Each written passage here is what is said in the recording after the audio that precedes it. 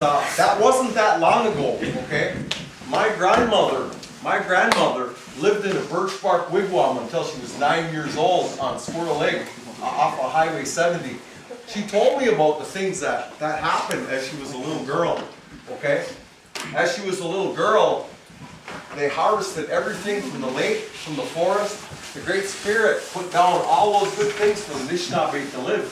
So it wasn't that long ago that our ancestors, my grandmother lived in a birch bark wigwam, okay? So, getting back to your education were things like we're doing today. You were taught to be able to throw a spear, to be proficient at a mitigwab, a bow and arrow. You were taught techniques on trapping and tanning and building and using your hands. Those were the things that helped you to survive in this harsh environment that we live in today. Okay? Those were very important. Our children were taught to be very quiet from the dickanoggin, from the cradle board. From the time they were put in that cradle board, our children were taught to listen and to observe when people were talking to them, to learn, because if you didn't know anything, you'd be a pretty skinny native, I'll tell you that. You wouldn't live very long. The key to long life was respect. And the key to long life today is respect. By respecting yourself, taking care of your body, putting good things in your body. There's no room in our culture for drugs or alcohol. There's no room in our culture for domestic violence. There's no room in our culture for disrespect. That's not the native way. Native way is respect of all living things, starting with ourselves. Okay? That's the important part. And so you were taught these different things. You were taught to be proficient at spear and throwing. When you were in the cradle board, okay, our babies were taught this. They were wrapped up in the cradle board, and every time we wanted to teach them something, their hands were brought out and we handed them something. Maybe it was a carved piece of wood that looked like a knife, or maybe it was a little tiny mitigwab for our bow and arrow for our boys, little babies to play with. They were taught that. Okay, nowadays, okay, if you look at like my little daughter I have, she's just a little baby, she's 18 months old, okay?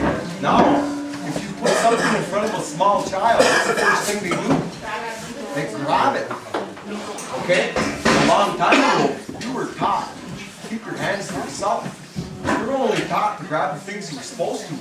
And our people were experts at everything they did because of it. Experts. Every one of you would be an expert.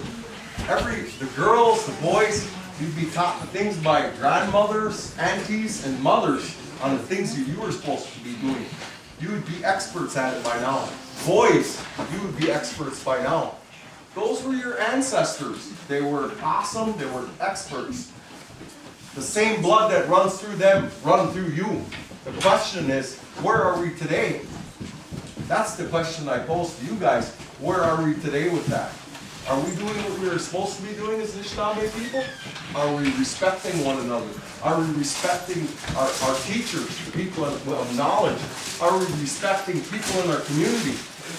Are we respecting our law enforcement? Are we respecting the things that we're supposed to be doing? That's the question I pose to you guys. Okay? That's something to think about. Important, very important. Alright? Our children were taught to listen, because around here, there was over 250 years of war against the Sioux. Okay? If a child busted out in laughter or crying in the woods, you give up a position to your family. Warriors would attack you, take your lives. Okay? That was the importance of being quiet back then. Your life depended upon it. Okay? Children were awesome observers. They listened. If somebody was good, wawingazi, was skilled at something, your father or your mother would say, go learn that from that person. Go offer tobacco to that person and learn that from that person. Okay? Today, we have people in our community that have those skills. It's not their responsibility to come to you and say, here it is. It's your responsibility to go to them and ask them for it. Okay? That's what being an Anishinaabe is. Being an Anishinaabe person. Not a tribal ID card, doesn't make you native. Respect of all living things, knowing where you've been and knowing where you're going, that's what Anishinaabe is.